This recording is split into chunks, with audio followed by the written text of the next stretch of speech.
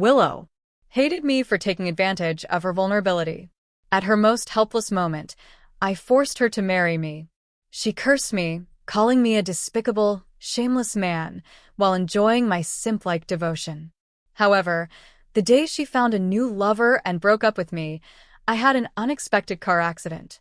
From that day on, I underwent a drastic change. Simp? That's gone, because the humble simp died in the car crash, leaving behind a madman who bites anyone he meets. Chapter 1.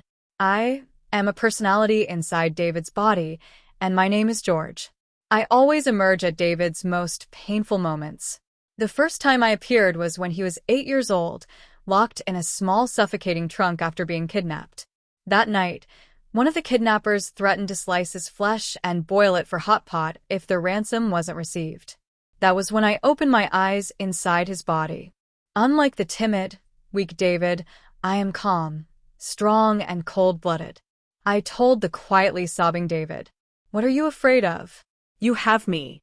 He paused in his sobs and panically asked in his mind, Who is talking?" I slowly replied, "It's me. I'm inside your body. You can call me George." During the wait for the ransom, he talked to me every day. He asked, "George, are you the personality split for me? Are you the person I imagined? Do you really exist? I'm glad you're here with me. George with you. I'm not afraid." Later, I taught him how to cut through the rope on his hands, and while the kidnappers weren't paying attention, he stretched his hand out of the trunk and left a clue. A passerby called the police, and he was saved and sent home. I was about to disappear, but when he got home, it seemed like no one was there to welcome him. His father, busy with work, didn't realize he'd been kidnapped for a whole week, and of course, never received any ransom messages. His stepmother cried, "It's good that you're back as long as you're safe." But then she turned and said, "Worthless kidnappers. They should have killed him earlier." His stepbrother laughed and patted him on the back, but his fist was clenched and he slammed it down hard, grinning as he said, "Oh, David, you've lost weight from all the suffering." David's body trembled uncontrollably. He begged me in his mind, "Please don't leave, George. Stay with me. I'm scared. I'm so scared. Please." So I stayed. After that, we shared his body. When things were safe and happy, he controlled the body. When things were dangerous or disgusting, it was me. I am not like David. I would directly counter his scheming stepmother, without mercy, when she threw insults. I would threaten his bastard stepbrother, holding a sharp knife and scraping it just past his temple before plunging it into the wooden doorframe behind him, viciously saying, "Next time I'll stick it in your eye."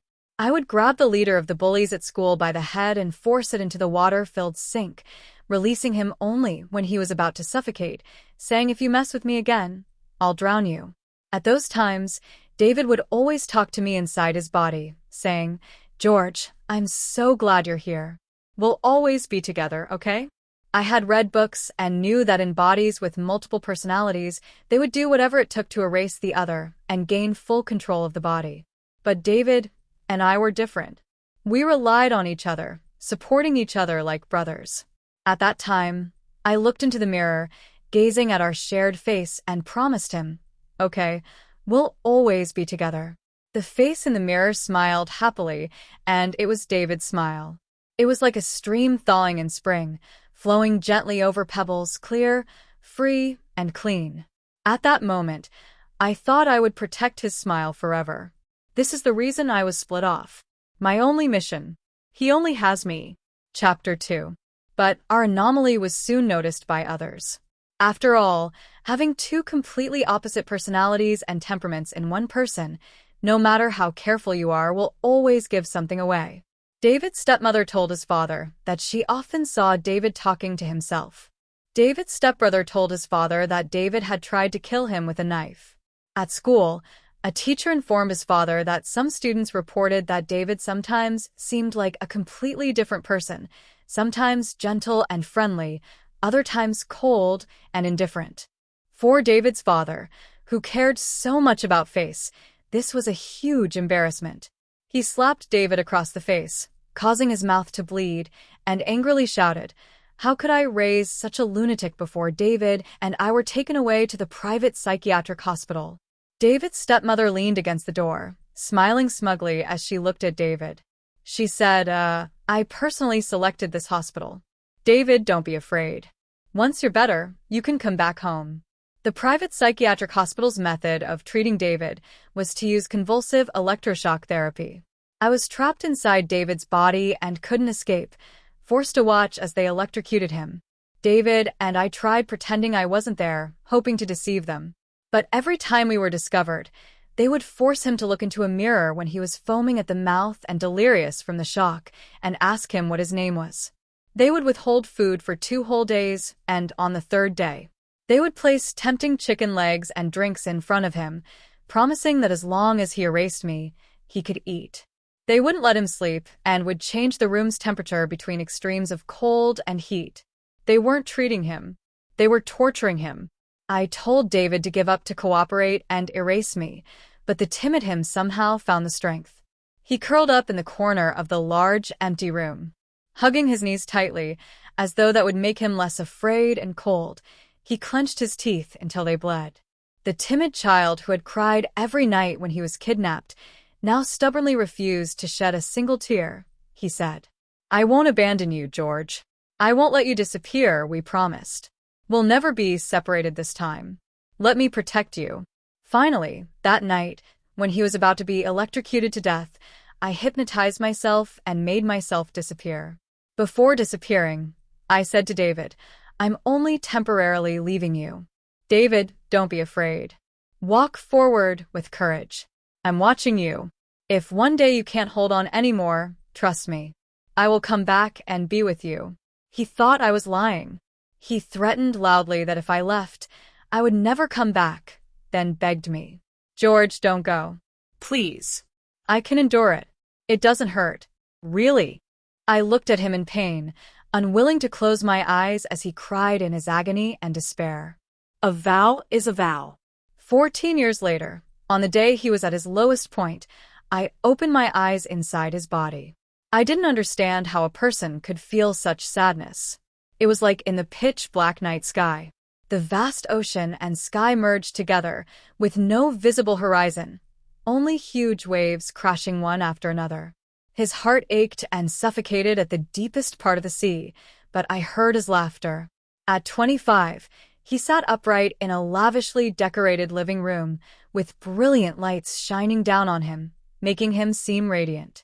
He had grown up, taller, with a straight posture, handsome features, and a carefree smile.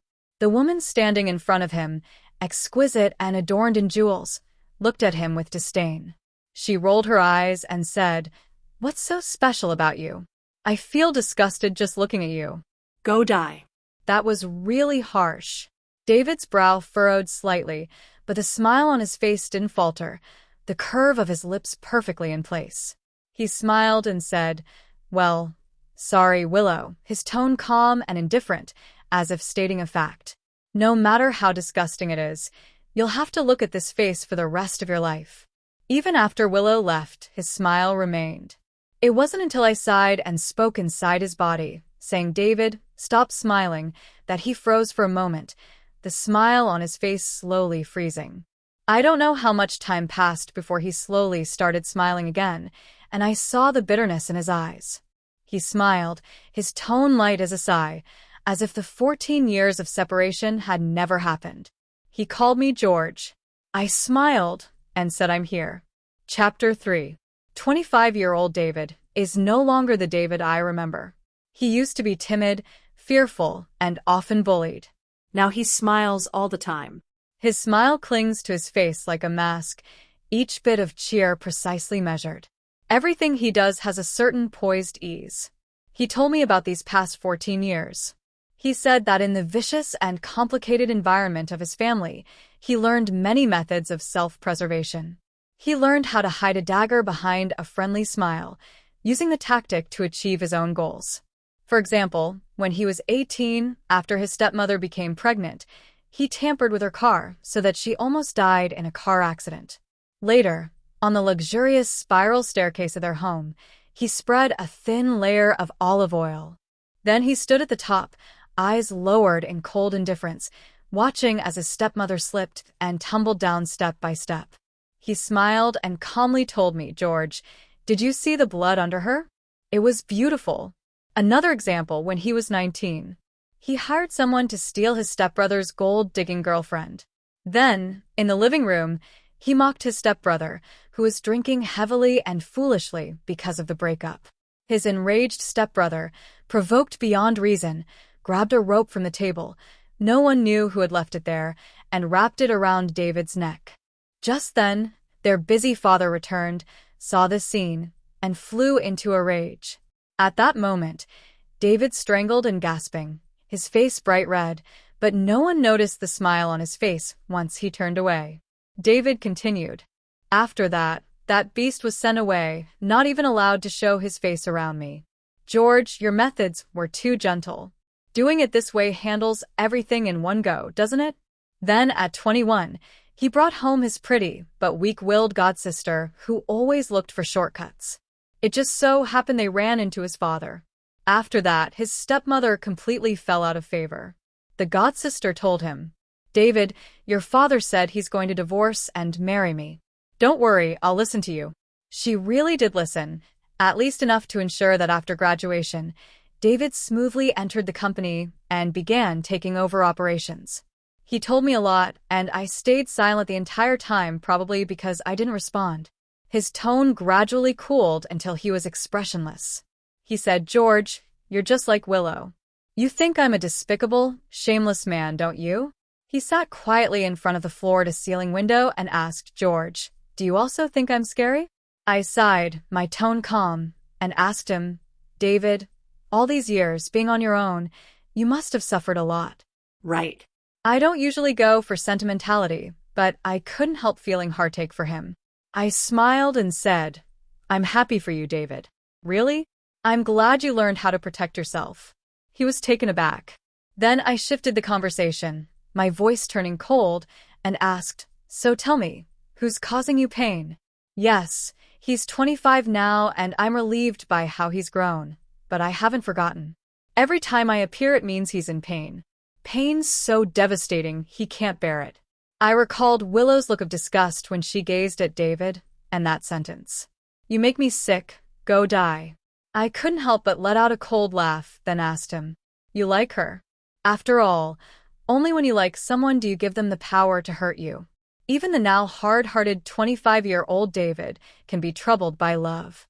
He has no reason to hide anything from me. I watched him let down his guard, his face gradually showing confusion, sadness, and a hint of childish bewilderment. He asked me, "George, I've been so good to her. I gave her everything. So why doesn't she like me?" Chapter 4. Willow is his fiancée, and they got engaged 3 years ago. It was a business marriage. 3 years ago, Lou's father suddenly died in a car accident. Willow, the only daughter of the Lou family, was studying philosophy abroad and had to return to handle the aftermath and take over the Lou group. At that time, David started replacing his father at board meetings. Before he attended that meeting, his father told him the Lou family's a big catch, and we've got it in the bag. I've been eyeing their foreign trade logistics line for a long time. If it weren't for Martin Lou's accident, I'd never get my hands on this. I heard his daughter is taking over the group. What does that little girl know? She'll be eaten up sooner or later. David, go dig into their details. Find out everything you can." So David went and met Willow. David said, "George, you must be wondering why I fell in love with Willow." He paused, then continued, "The first time I met Willow was actually when I was 16. After you disappeared, I was tortured for a while before being sent back. Back then, I was timid and weak, bullied without knowing how to fight back. All I could do was shout your name in my mind, grit my teeth, and silently endure. I comforted myself, telling myself that if I endured, it would pass." It wasn't until David was locked in a pitch-black equipment room that things changed. Because of his kidnapping experience as a child, he developed claustrophobia. He screamed wildly in the dark, pounding the door until his hands were swollen. But no one heard him. No one came to his rescue. Even I wasn't there. Until Willow's voice came, light and ethereal, like a heavenly melody that calmed his out-of-control heart. She playfully said, "Hey, you cry so much, you'll never find a wife. Calm down, I'll bring the police over." When the door opened, he saw her standing there, backlit, like a goddess descending from the sky, pulling him out of the mire. That memory seemed to be one of the few warm moments in his life. He smiled faintly, wistfully, and said to me, "George, do you know, that tiny suffocating trunk has always been the abyss of my nightmares."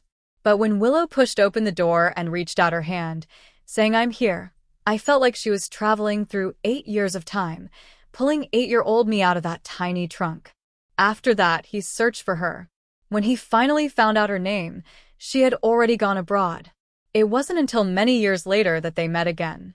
At that board meeting, David stood outside the conference room, staring blankly at the back of the woman sitting at the table, resting her chin in her hand, lost in thought. It wasn't until she heard the sound and looked over that he saw her familiar features, which reminded him of that night 9 years ago. With Lou's signature eyebrows and almond eyes, she smiled and reached out her hand to him. She said, "You must be David, right? I'm Willow. Nice to meet you." She didn't remember him, nor did she recall that casual act of saving him 9 years ago. Outside the conference room, the post-rain skyscrapers rose from the ground like bamboo shoots, their glass facades reflecting the dazzling sunlight. David stared at her, absorbed, and slowly smiled. Feeling nostalgic, he said, "Hello, Willow, I'm David," he thought to himself. "I've been looking for you for so long, waiting for you for so long." This was a sentence he never spoke, and Willow would never have the chance to hear. Chapter 5, I asked, "But it doesn't seem like your relationship is very harmonious." David sighed and said, "I used the wrong methods. George, my whole environment growing up taught me how to hate someone. No one ever taught me how to treat others kindly. Besides you, no one ever treated me kindly, so I don't understand." So at the beginning, he proposed a deal to Willow. This was what he was best at. That board meeting made him realize Willow's predicament, the executives, each with their own interests. The directors fighting to carve up the Liu family's empire, and even distant Liu family relatives trying to claim their share. But Willow didn't seem as fragile as he had thought. In that chaotic meeting, she pressed her lips together, silent. As many of the directors argued loudly over the unequal distribution of interests, she seemed to have accidentally knocked over a glass on the table. The crisp sound cut through the noise like a knife, and the room went silent. Everyone fell quiet and looked at her. 23-year-old Willow furrowed her brows slightly and, under the gazes, spoke with calm composure, saying, "Why aren't you continuing to argue? I thought none of you cared about your dignity." Everyone fell silent. Only David, sitting across from her, smiled at her through her gaze. Later, in the now empty meeting room, David stayed behind. He refilled a glass of water and placed it beside Willow. With a slight smile in his eyes, he asked Willow, "Let's make a deal, shall we? A business marriage?" David said to Willow, "Let's get married.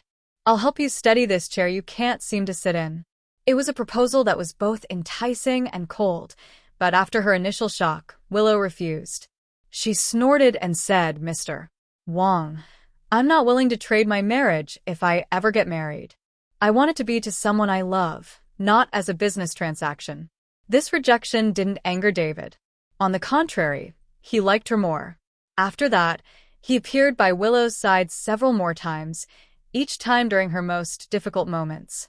And each time, Willow coldly and distantly rejected him.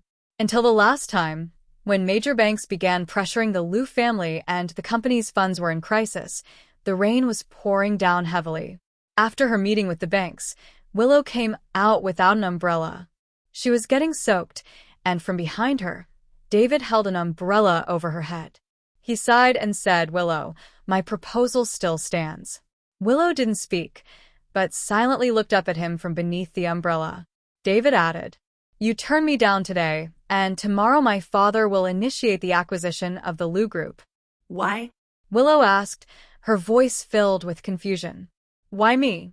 David turned his gaze away and lied to her, saying, "Because you need me, you need the Wong family, And you know my situation. I have a young stepmother eyeing me and a stepbrother exiled. My father still has the ability to have children. The Liu family is in turmoil, and a marriage between us is the least risky and the most profitable. We are a perfect match, aren't we? Willow believed him, and they got engaged. David thought that if he told her he liked her, she would never believe it and would think he had ulterior motives. Only a pure exchange of benefits would make her agree. He had to first get her, then make her love him. David said to me, "George, I'm so stupid, aren't I?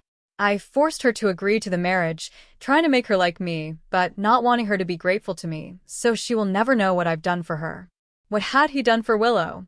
For example, he convinced his father to abandon his plan to encroach on the Liu family despite immense pressure. He took a huge risk, presenting the benefits of the marriage to his father's suspicious gaze. He casually replied when his father tested him, saying it's just a matter of perspective. How could I like her? Isn't it obvious which is more useful to us, the divided Liu family or the powerful group dad? Then there was the engagement. When the news broke, it dominated the headlines. And with the Wang family's backing, the banks finally stopped pressuring Willow. But Willow, raised as a pampered rich girl, saw her engagement to David as an insult and a forced humiliation. This caused her great pain, so she remained distant and cold towards David. Never truly becoming close, they had moments of harmony. However, they shared many common topics and interests, and they would joke about the scheming old foxes in the board meetings. Willow would make soup for him when his stomach hurt and remind him to dress warmly when the weather got cold. They would eat together, go on dates, enjoy dance and drama performances, acting just like a typical engaged couple. Though there was a faint distance between them, it was not the intimacy of lovers, more like completing a task. Until later, David said. In the first year of our engagement, I went to Lou's to find her. She was talking about a collaboration with Luis from the Bai group. What I didn't expect was that after the conversation, they shared a knowing smile. And then I saw Luis happily hug her. Although he quickly let go, Willow actually blushed and gazed at him with affection. We've been engaged for a year, and she's my fiancée. She won't even let me touch her hand. Yet she allowed another man to hug her, and she even looked at him shyly. So I walked in, saw that man smiling at Willow, and told her to stop the collaboration. At that time, Willow's funds were all coming from the Wang family, and she couldn't refuse David. She asked David why he insisted on ending the collaboration. David's tone was nonchalant as he replied, "I just don't like him. Why ask for more reasons?" Willow didn't respond, but Luis awkwardly laughed, probably feeling uncomfortable himself, and proposed to cancel the collaboration. Willow's gaze shifted from Luis to David, and she quietly stared at him for a long time before giving him a mocking smile. From that point on, they drifted further apart. David felt pain this time because he had shut out a writer who had openly confessed his love to Willow on social media. Knowing that she was his fiancée, the writer had come to Willow, pleading with her to get Wang Xiao to stop. Willow, however, didn't care about this. She simply used the situation to her advantage. Willow questioned him, asking if he really needed to be so ruthless. She mocked David, calling him despicable and shameless. I recalled the suffocating pain in David's heart when I first opened my eyes inside his body. David looked at me through the reflection in the glass, smiling. But his smile looked more like a grimace. His tone was filled with genuine confusion as he asked me, "George, I've never used any of my methods on her. Is it wrong to protect myself? Is it wrong to be proactive when someone's trying to steal my girlfriend?" His expression was filled with anguish as he asked, "Why is she saying this about me? Did I do something wrong?" "You're not wrong. Of course you're not wrong. If anyone says you're wrong, if they say you're evil, then they're the ones who are wrong, not you." Chapter 6. I despise Willow. I didn't hide this feeling in front of David. I spoke with the calculated subtlety of a court advisor from ancient times, slowly guiding him like a villain scheming against a loyal minister. "David, break up with her." He just smiled, his eyes filled with melancholy as he sighed. "But George, I've liked her for so many years. How could I give up on her?" I said nothing. That is, until we discovered that Willow seemed to have developed feelings for someone else. It was David's birthday.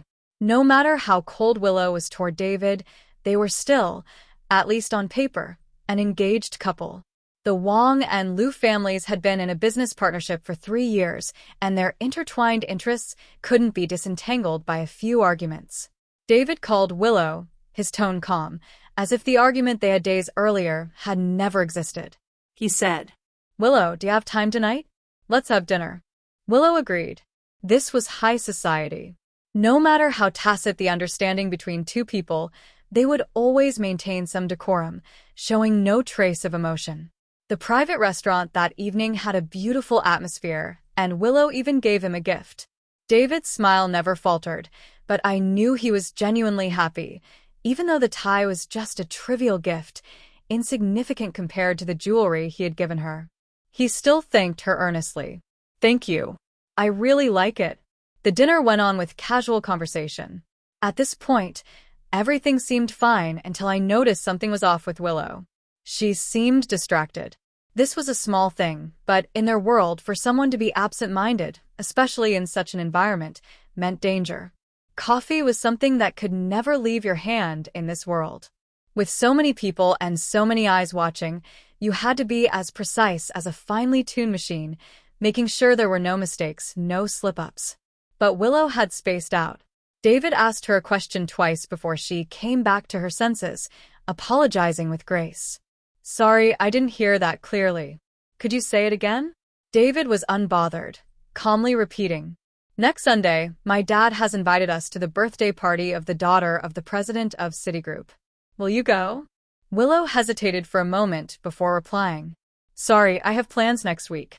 David nodded, picked up his tea to hide his expression, and when he set the cup down, his smile had returned.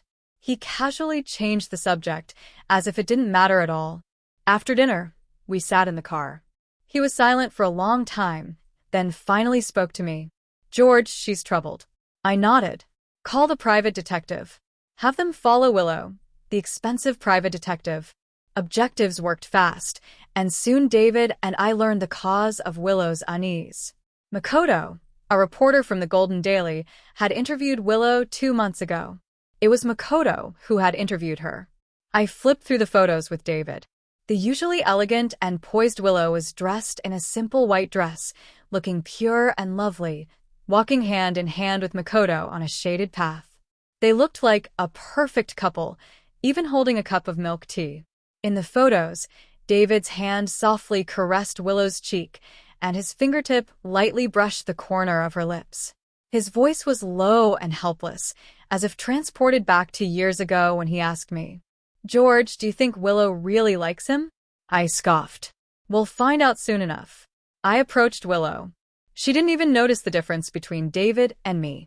I sat in front of her and smiled. "Willow, last week my friend saw you go to a movie with a man. Even though we have a business engagement, I expect loyalty from you. At the very least, don't embarrass me in front of people we know." Willow paused, her voice casual, with no emotion on her face and a carefree air. She said softly, "It's nothing. It's just part of our publicity stunt." I smiled and said nothing. A few days later, photos of her getting into another writer's car appeared in the newspapers. David and I looked at the photos in the paper and sneered. I said to him, "Looks like true love, using these business tactics to divert attention." David didn't speak. Putting down the newspaper and picking up a photo taken by the private detective under a blooming wisteria tree in a park in Zone C, Makoto, with his head lowered, was kissing Willow on the forehead. Even through the photo, you could feel the purity and sacredness of their love, untouched by any impurity. How beautiful! Even in front of the media, she never allowed David to kiss her, even though they had been engaged for 3 years. I looked at David, his expression cold as he continued to stare at the photo. I said, "David, forget it. Forget her. She's not worth it." If it were me, I would use this photo to negotiate with Willow, take Liu family shares, and break off the engagement, throwing her aside. But that's easy when you don't care about her. Just purely cold, strategic thinking. But David loved her. He gritted his teeth and said, "No one can betray me, George." I'll make them pay. It doesn't matter if she doesn't like me. I don't care. George, I figured it out. I just want her. Even if she doesn't like me, she'll stay with me for the rest of her life.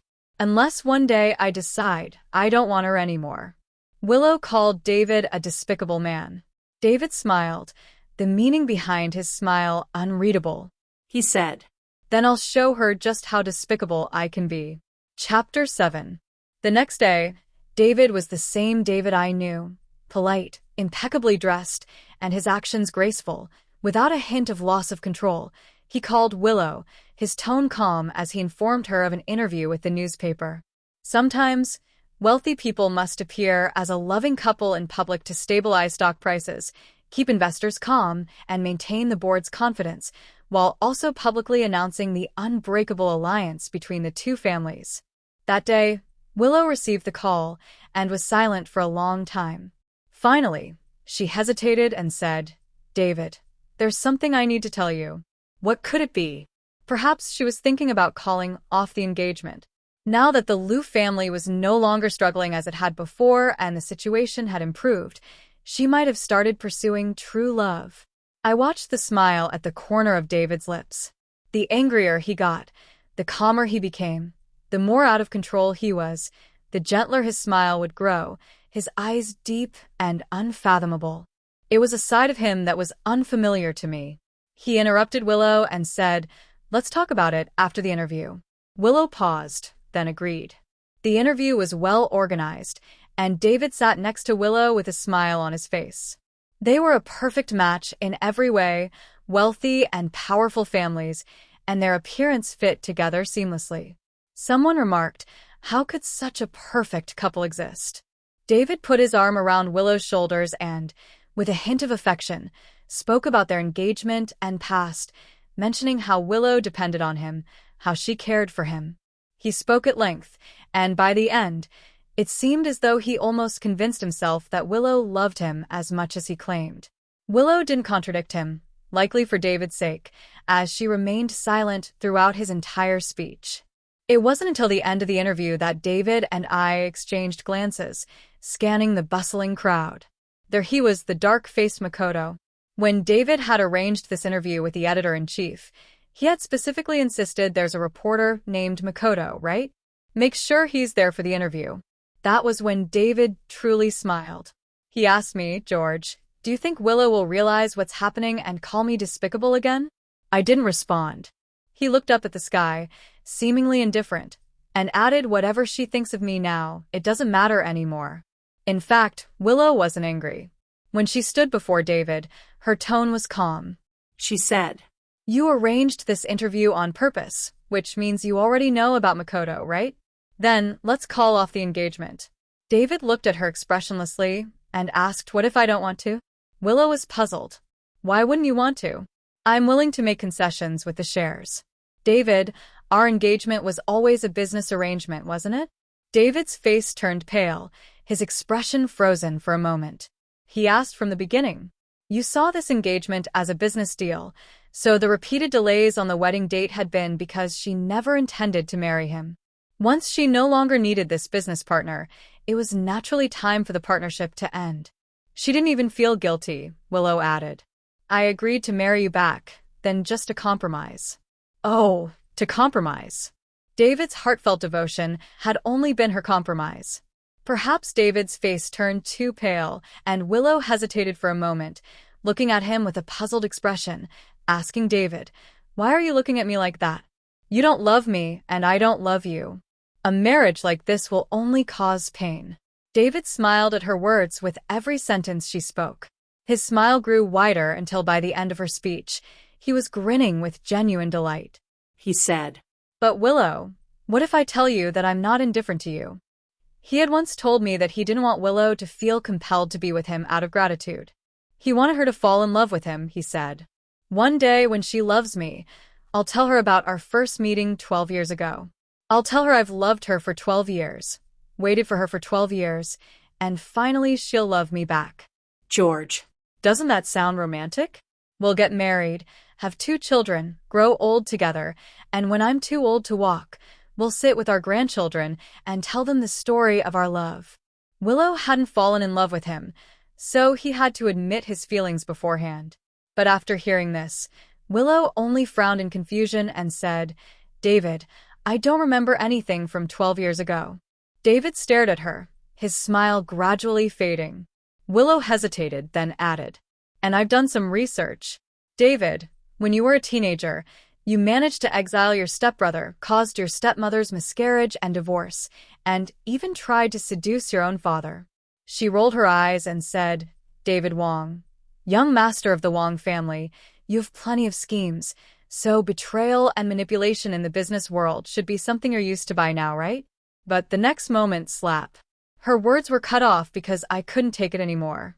I slapped her across the face. Seeing David like this for the first time, she turned around to look at me, shocked. I shook my hand and coldly locked eyes with hers, speaking slowly and deliberately. "Willow, you're truly despicable. David has countless schemes, yet he never used any of them on you. But from the beginning, you've been scheming against him. He's blind to have fallen for someone like you." After saying that, I turned and walked away. Maybe my third-person phrasing confused her. She looked at me in confusion, not understanding, but I didn't care to explain. Chapter 8. David remained silent inside my body. I asked, "Are you hurting?" His only true heart had been discarded like a worthless object. I asked him if you hadn't met Willow at 16, would you have fallen for her? He paused for a moment before replying. No, but he had met her. What could he do? It wasn't too early or too late. Her timing was simply too perfect. She was bathed in a vague, ethereal light in David's memory. He was obsessed with having her, as if she were a dream from his youth that he could never quite reach. I sighed and asked him, "Can you really not like her? You're too soft on her. It's affecting what I can do. I want to get revenge for you, but I still have to worry about your feelings." His voice was tired, a weary tone full of confusion. He said, "I don't know, George. I don't know which way to go." He was lost, and only Willow could throw him off balance like this. I didn't want to see him like this. All I could do was comfort him. "It's okay, David, I'm walking with you. I will always be by your side. I will never betray you, never scheme against you. You can always trust me through rain or wind. I'll always be here. I will never leave you alone." I didn't expect that Willow would hurt him more than I imagined. The day David disappeared from this body was the day he was supposed to go with Willow to try on wedding dresses. Even though he knew she didn't intend to marry him, he still went holding on to a sliver of hope. It was a dress designed by the famous Japanese designer Yumi Katsura, inlaid with 1,000 pearls and a rare platinum diamond, valued at $85 million US. That day, when he and Willow went to order it, he still remembered the well-trained sales assistant offering just the right compliments. "Miss Liu, Mr. Wong truly loves you. A wedding dress this extravagant is truly rare." But now she wouldn't even come to try it on. When they arrived at the store, the assistant's face turned pale. She said, "Mr. Wong." Miss Liu said she won't come for the fitting. "Don't worry, there's still time before the wedding. Girls can be coaxed." David didn't speak. I think he knew the dress would never be worn. It wasn't about the dress not fitting or being too expensive. It was that from the very beginning, that woman had no intention of ever wearing it for him. After leaving the store, a taxi ran a red light and hit him on the sidewalk. It wasn't serious, the doctor said. It was just a minor scrape. The police said it was such a small traffic incident, they could settle it privately. The taxi driver, face flushed with embarrassment, said, "Sir, you don't look like someone who's short on cash. I have an elderly parent and young children to take care of. Please don't try to scam me." No one took the accident seriously, but I knew David had disappeared from this body before disappearing. He looked at the taxi, and I heard him call my name. He said, "George, I'm so tired." Yes, he was so tired. Since he was young, he had been forced to fight, to scramble for everything. After all this time, it turned out to be nothing more than an illusion. He was tired. He just wanted to rest. I took control of the body, gently saying before his eyes closed, "It's okay, David. If you're tired, just sleep for a bit. When you wake up, everything will be better, I promise. Chapter 9. When I open my eyes. I overheard Willow speaking with the doctor. The doctor said, "We've done a full checkup. Mr. Wang only has minor external injuries." "Nothing serious?" Willow asked. "Then why hasn't he woken up yet?" The doctor replied, "It might be due to the shock. He'll wake up in a little while," Willow responded. "Thank you, doctor." After thanking him, she turned around and saw me open my eyes. Her smile faded the moment she saw me wake up, gradually turning into an expressionless face. After a while, she coldly spoke. "David, the accident was in the city, and the driver was going only 15 miles per hour. He barely even touched you. Stop pretending." I didn't respond to her. She probably thought David was trying to sell a sob story to win her back. She said impatiently, "David, what exactly do you want?" That's when I finally looked up at her, cold, detached, indifferent. I looked at her in confusion, raised an eyebrow, and softly responded, "What do I want?" "Willow, when you and Makoto secretly changed your hearts, wasn't David still your fiancé? Even if you hate him and think he's despicable, can you deny that he never wronged you? When you returned to China at 23 to take over the Liu family, everyone bullied you, wanting to strip Liu family bare. Wasn't it David who threw you the last straw? Over these years, the cooperation between the Wang and Liu families has brought you quite a bit of benefit, hasn't it? Over all this time. Honestly, hasn't David done nothing wrong to you?" I paused for a moment, stared directly into her eyes, and smiled, asking each word slowly. "Then, even if you don't like him when he was still your fiancé, shouldn't you at least respect him? I know you were forced into this engagement, and from your perspective, I wish you the courage to pursue true love. But at the very least, shouldn't you have waited until David agreed to break off the engagement before pursuing your true love?" The third-person phrasing seemed to confuse her. She furrowed her brows and, while studying me in my questioning, finally said, "I've already told you I'm willing to take responsibility for my mistakes." I smiled and said, "But Willow, if it weren't for David, the entire Liu family would belong to the Wang family now. What would you even have to negotiate with me?" I threw off the covers and got out of bed. As I passed her, I looked down at her coldly captivating face. She looked up at me, her lashes fluttering slightly, eyes deep and filled with a hint of confusion and disbelief. In that brief moment, as I walked past, she grabbed my sleeve, asking, "You're not David. Who are you?" I sneered at her and said, "Didn't Miss Liu do a background check on me? How come you didn't find out I once stayed at a psychiatric hospital? David is dead, Willow. The person standing before you now is another David. Don't you hate him so much? Congratulations. He'll never show up in your world again." She froze for a moment. I ignored her. I called the driver to come pick me up. When I returned to the mansion, David's father was eating and David's beautiful, harmless godsister was serving him. I looked into David's father's eyes and said, "Dad, I want to call off the engagement with Willow. It's not that I want to, it's that I will." The slap that landed across my face wasn't surprising at all. The faint taste of blood filled my mouth, and I could hear a buzzing in my ears. David's godsister gasped, clutching David's father's arm, trying to calm him down, saying, "Hey, let's talk it out. No need to hit." David's father spoke calmly, saying it was you who insisted on marrying her. Now that the Liu family is doing better, you say you no longer want her. "David, you won't get away so easily with Willow," I said. "She doesn't like David." I wiped the blood from the corner of my mouth. Like David's father laughed, not noticing my choice of words. He spoke with a dismissive, indifferent tone. "When you insisted on the business marriage with her, didn't she already not like you?" I smiled. If there had been a mirror, I think my smile would have looked exactly like David's. My tone was light as I said, "But now I don't like her either." Chapter 10. I called Willow, getting straight to the point. My tone was cold and direct as I asked Willow, "We can call off the engagement, but my condition is 49% of the Liu family shares." There was a pause on the other end before she coldly replied, "Impossible." I knew she wouldn't agree.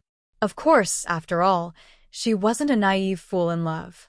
49% of the shares was a game changer, and I had already anticipated her reaction, so I smiled and said, "It's fine.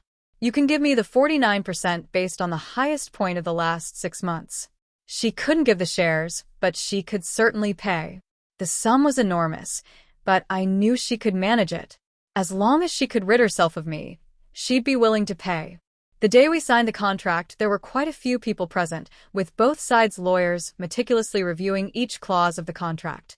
While I sat by the window watching the birds fly by when it was time to sign, Willow looked at me and confirmed. "We no longer owe each other anything, right?" See, she didn't mention David at all. She didn't ask if he would come back or why he disappeared. She only cared about severing ties with me. I took a sip of tea, something David had never touched. He liked wine, coffee, but never tea. Willow's gaze lingered on the cup in my hand for a moment, and I smiled. Of course, as we parted ways, I called out to her and she turned back, confused. I smiled at her, just like David would, and said, "Willow, David doesn't love you anymore. He loved you for a long time, but I think it's time to tell you he doesn't love you anymore." Willow didn't respond. Her eyes darkened as she studied me for a moment before turning and walking away. That was the last time I saw her. After receiving the money, I readily agreed to hold a press conference to announce the end of my engagement with Willow. I smiled at the cameras, though my smile was stiff. As if I were forcing strength, I said, "We've parted on good terms. Our families will continue to cooperate in certain areas, so there's nothing to worry about." Lou's stock fluctuated as a result, but it didn't matter. In time, when people forgot about this, her stock would rise again. Willow and I weren't celebrities, but in our circle it was a gossip sensation. During that time, people eagerly speculated about the real reason behind our broken engagement. I smiled and said nothing. Until someone posted a thread titled "Show us the most well-matched couple in your opinion." Someone posted pictures of Makoto and Willow. For some reason, the post suddenly went viral, with someone asking wasn't Willow Wong's fiancée? Attached to the post was the article from when David and Willow were interviewed titled "Fairy Tale Romance in the Aristocracy." The photo showed David smiling indulgently as he had his arm around Willow's shoulder. Someone replied, "I heard they broke off the engagement recently, but others were skeptical," posting a pointed question. Wait, looking at the timestamp in this photo, isn't Makoto the third party? See, I told Willow. It's okay to pursue true love, but at least do it after the engagement is called off. Gossip always draws attention, and the thread was reposted on Weibo and Douban, eventually spiraling into discussions about the most successful extramarital affairs. Even acquaintances cautiously sent me links saying, "David, don't be upset." Well, I was so upset. I looked at the steep drop in Lou's stock chart, and I couldn't help but laugh through my tears. Makoto was probably having a tough time as well. I spotted him from a distance at the newspaper office. His eyes were sunken, his face haggard, and the looks from his colleagues were filled with disdain. Oh, I heard his boss had discreetly suggested he resign since his actions had caused severe damage to the company's image. I sat in the car smiling and spoke to the David who was still asleep inside my body. "David, are you happy?" No one answered me. Chapter 11. I received a call from Willow 3 days later. She was upset. "David, how can you go back on your word?" I absent-mindedly sipped my tea, speaking in a casual tone. "Business is business, Miss Lou. You have plenty of methods, so betrayal and flattery in the business world should be something you're used to by now, right?" She was taken aback. I smiled. And just before hanging up, I suddenly had a thought. I smiled warmly and spoke in a calm tone. "By the way, Miss Lou, I haven't congratulated you and Mr. Ito on finally getting together, but there's one thing David never wanted to tell you, but I'm not him. You see, I'm the helpful type, a friendly reminder. Miss Lou, if I were you, before getting involved with Makoto, I'd have someone look into his background. Like his father, who is currently in prison for causing a death in a drunk driving accident 3 years ago. I wonder who he killed." On the other end, there was silence, followed by rapid breathing. I smiled more broadly, enjoying the moment. I said, Do you think your father, if he knew, would come up from underground to confront you if he found out you were in love with the son of the man who killed him? When David and I got that photo, we had Makoto fully investigated. I remember smiling at David back then, saying this is good. You won't have to do anything. Once Willow knows who his father is, these two will break up on their own. But David held onto the photo, his expression dazed. He asked me if Willow knows. She'll be really heartbroken, won't she? It was enough.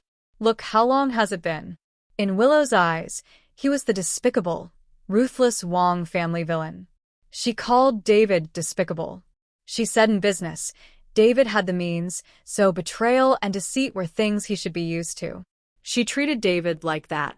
Yet he would still ask me if Willow knows she'll be really heartbroken, won't she? This is the David she sees as despicable. But it doesn't matter. I'm not David. David fears her heartbreak. I do not. The more pain she feels, the more satisfaction I get. I kept this secret, waiting for the moment when they thought they had overcome everything. Thought they had won their true love, thinking they had defeated me, the despicable villain standing in their way. And then I would deliver the final, fatal blow.